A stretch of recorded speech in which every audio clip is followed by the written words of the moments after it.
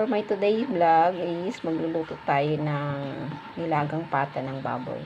Ito na siya guys, pinakuluan na natin siya para lumambot, and then nilagay na natin yung luya at saka sibuyas. Nilagay natin yung saging na saba guys. Ayan. Ating ukay-ukayin. Nilagyan ko ng palato ng pamintang buo.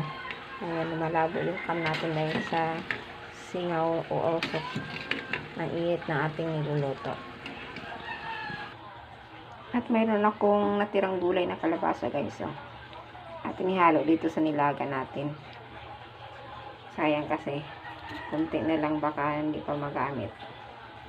And then mayroon din akong natirang repolyo. Ayan, ihalo din natin dito, and then may bago pechay tayo. Ano siya guys, nilagay na natin yung kalabasa. Ayan, nilagay na natin yung repolyo at saka bago pechay. Hintayin natin yung magkulo-kulo. Lagyan ko lang ng isang siling green guys.